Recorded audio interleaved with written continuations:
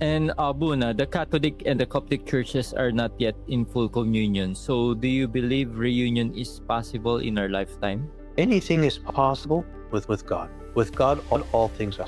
I think that some of these things that we spoke about the Filioque, the Filioque, I think is very healable. I think if there was just one word that would change in the creed, which is and the Son to through the Son, the Holy Spirit proceeds from the Father through the Son. If it's just change to through the, I think that's a healable, very healable. We can accept that the Holy Spirit proceeds from the Father through the Son to us.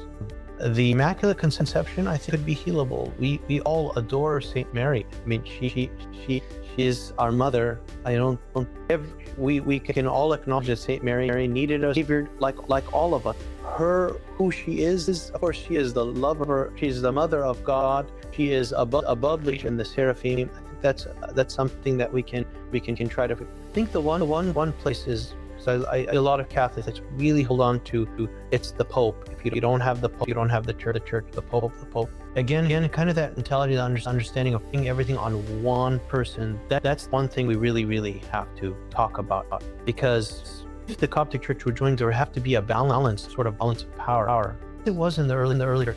No, it wasn't based one per person. The first time we see that one person took the lead and said it's his way was in Chalcedon. So that's why it's a little bit more for us. Is the whole church had described the nature of Christ in one way, and Pope Leo said no, it's going to be this way. And because he was in the seat of Rome was where the center of the empire was, and there was unfortunately it was an emperor at the same time who was so power hung. This emperor wanted to have a new creed.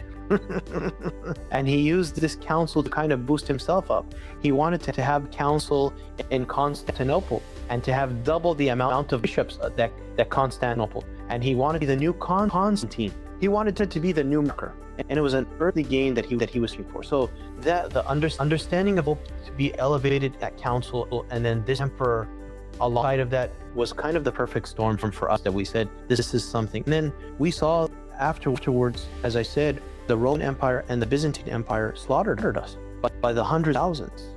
So there has to be an acknowledgement of that as well, that there were Christians who killed us. So if I think with God all things, we pray for it to happen. Will it happen in our lifetime? Maybe, because the Lord said that they will all one. If the Lord prayed for something, it will happen. But how will it happen? It might not be in the way that we imagined.